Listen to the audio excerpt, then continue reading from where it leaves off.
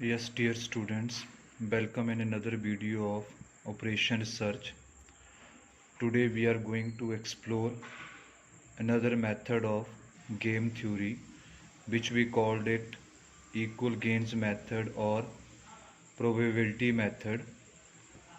So you can also call it algebraic method into 2 matrix or arithmetic method. So game theory is the process of modeling the strategies interaction between two or more players in a situation containing set of rules and outcome. So you're already aware about this. Game theory is used in case of conflict. Then where this method can be used, so three conditions are there regarding use of equal gains method or probability method. 2 into 2 matrix, that means both players are having two strategies, two rows and two columns in the game. No saddle point is there. This method is not stable when the rule of game is negative. Then how mathematical formations, और आपके सामने कि आपको statement कैसे दिखाई देगी. जैसे player ए है, मैक्सिमाइजिंग प्लेयर है, इसकी दो स्ट्रेटजीज हैं. सिमिलरली प्लेयर बी के पास भी दो स्ट्रेटजीज होंगी. तो आपने रो वाइज पहली रो को जो स्ट्रेटजी 1 उसको P1 लिखना है, दूसरी स्ट्रेटजी को 1 माइनस P1 उसको आप डिनोट करोगे 1 माइनस P1. सिमिलरली जो बी है वो आपका मिनिमाइजिंग प्लेयर है, तो उसकी प्रोबेबिलिटी आ जाएगी Q1 स्ट्रेटजी 1 चुनने की और 1 माइनस Q1 स्ट्रेटजी 2 की. सो इस तरीके से आप 2 into 2 का मैट्रिक्स होगा. रो वाइज पहली रो को आप लिखोगे P1, दूसरी रो को 1 minus P1. Similarly in case of player B, first strategy के लिए आप लिखोगे Q1 यानी कि फर्स्ट कॉलम, और दूसरे कॉलम आप लिखोगे 1 minus Q1. Now let's understand this method with the help of following example. Now moving further. Okay, so in this game, let's player A is having in this statement 4, 1, 2 and 3. Player B, so firstly we have to find out saddle point. Now we see the minimum in row 1, that is 1. In row 2, 2 is minimum and 4 is maximum in column 1 and 3 is maximum in column 2.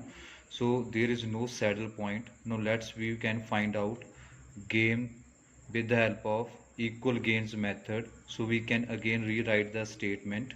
Then but we write here P1, 1 minus P1, Q1 and 1 minus Q1.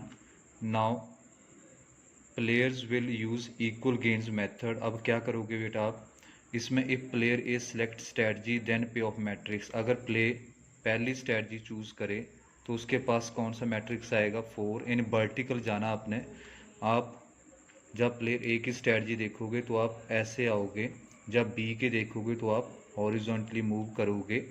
So similarly if player A select strategy then pay off matrix strategy 1 आ जाएगी 4P1 plus 2 1 minus P1.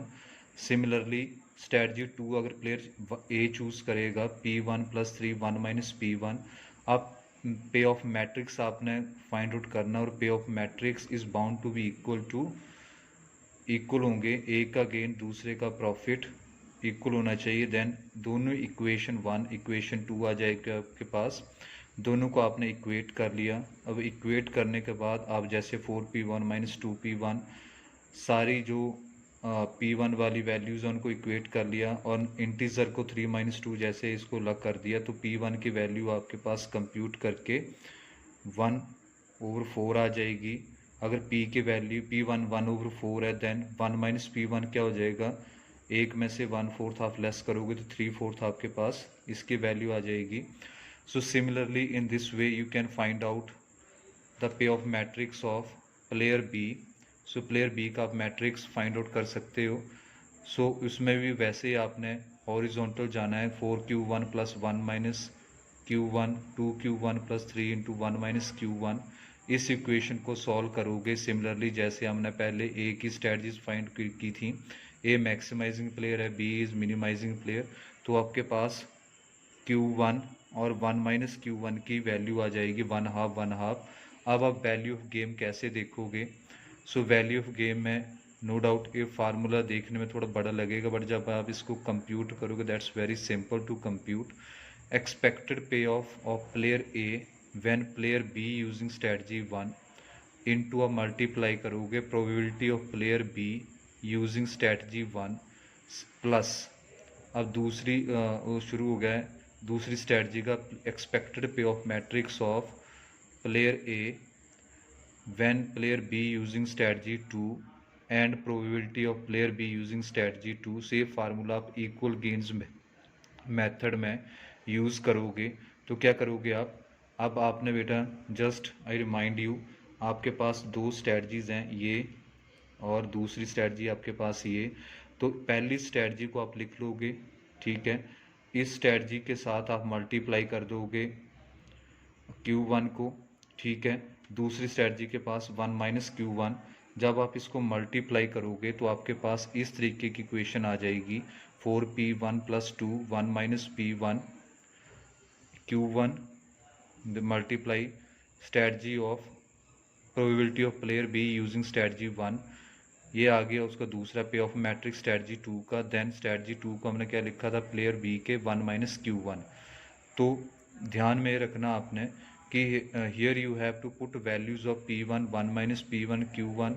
आपने जहाँ जहाँ P1 है 1 minus P1 है वहाँ उस equation में वैल्यूज़ को पुट कर देना। अब हम इसको अब सॉल्व करेंगे तो हमारे पास सॉल्व करके ये इस तरीके की इक्वेशन आएगी। तो अब जब मैंने सॉल्व कर लिया हमारे पास 4P1 Q1 minus Q1 minus 21 + 3 बचा। तो जहाँ P1 की वैल्यू 1/4 हमने कंप्यूट किए, जब प्लेयर ए ने दो स्ट्रेटजी चूज़ की हैं, Q1 की वैल्यू हमने और Q1 माइनस Q1 की 4 आउट की हमने फाइंड आउट की हैं, इनको इन वैल्यूज़ में पुट कर दिए। पुट करने के बाद हमने LCM लिया तो हमारे पास वैल्यू ऑफ गेम 5.2 आ गया, 5/2 आ गया। तो इस तरीके से हम value of game find out करेंगे। अब ए स्ट्रेटजी चूज़ करेगा तो यहाँ कुछ नहीं करना आपने, जो आपकी स्ट्रेटजी 1 और 2 के आंसर थे P1 और 1 minus P1 in case of A and B1 के बी स्ट्रेटजी प्लेयर बी के स्ट्रेटजी में Q1 एंड 1 माइनस Q1 वो आपके आंसर हैं if they are choosing the strategies. So आपने ध्यान में रखना है, you can use odd method for 2 into 2 matrix sum game unless and until there is specifically mentioned regarding which method you have to use, because equal gains method probability method requires more and more computational work. So when nothing is specifically mentioned in the question which method is to be used, then always use into 2 matrix odd method. Similarly, this method can also be used in case of 3 matrix in algebraic form. That's we can discuss in later on. Till then, keep learning. Thank you.